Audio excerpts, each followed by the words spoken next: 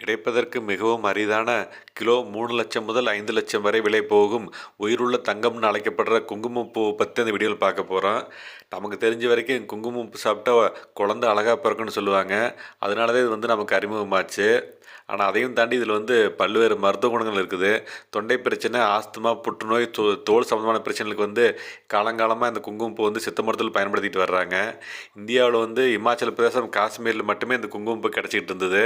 இது உற்பத்தி மிகவும் குறைவு. அப்படிங்கிறனால ஒரு பூக்கு 3 நார் தான் வரும். இது ஒவ்வொரு பூவாக எடுத்து ஒவ்வொன்றா சேர்த்து இதை ஒரு தயாரிக்கிற செலவு ரொம்ப அதிகம்.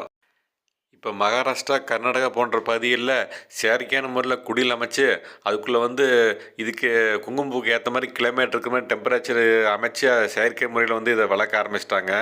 இது நடவு செஞ்சிலேருந்து 8 வாரத்தில் பூ வரும். அதுக்கப்புறம் 1 மாதம் to 1.5 மாதத்தில் அந்த பூவிலேருந்து நம்ம அந்த குங்குமம் பிரித்து எடுக்கலாம். இது விதைகள் மூலிமா செடி வளராது. அதை பல்ப்புன்னு சொல்லுவாங்க. ஒரு வெங்காயத்தை நடவு செய்கிற மாதிரி வெங்காய சைஸில் தான் இருக்குது. அதுக்கு பேர் பல்ப்புன்னு சொல்லுவாங்க. அதை நடவு செஞ்சு தான் நம்ம இந்த பூ வளர்த்த முடியும். ஒரு சீசன் முடிஞ்சால் அதை எடுத்து ப்ராசஸ் பண்ணி அடுத்த சீசனுக்கு திரும்ப நடவு செய்யலாம்.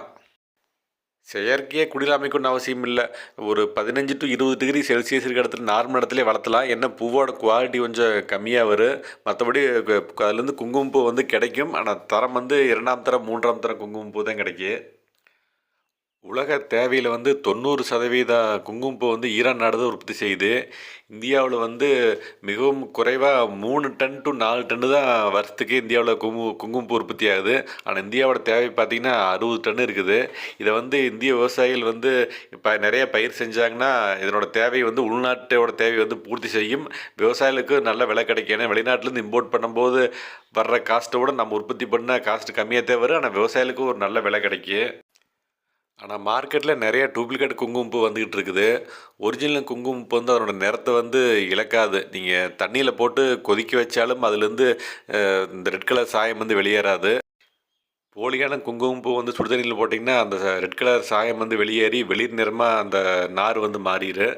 நம்ம அதை வச்சு தெரிஞ்சுக்கல போலியான குங்குமப்பூன்னு.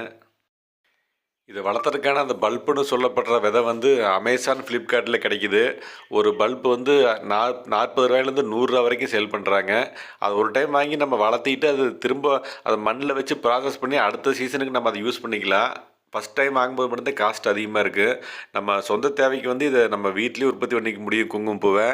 இன்னும் குவாலிட்டி மட்டும் கொஞ்சம் கம்மியாக வரும். இருந்தாலும் பரவாயில்ல, நம்ம சொந்த யூஸுக்கு தான் நான் பயன்படுத்த முடியும். வீட்டு தோட்டம், மாடி தோட்டம் வச்சுக்கிறவங்க அமேசானில் போய் ஒரு 2-3 செடி வாங்கி வச்சு பாருங்கள். ஒரு அழகுக்காகவும் ஆசைக்காகவும் வளர்த்தலாம். வீடியோ பிடிச்சா சேனலை சப்ஸ்கிரைப் பண்ணிக்கங்க.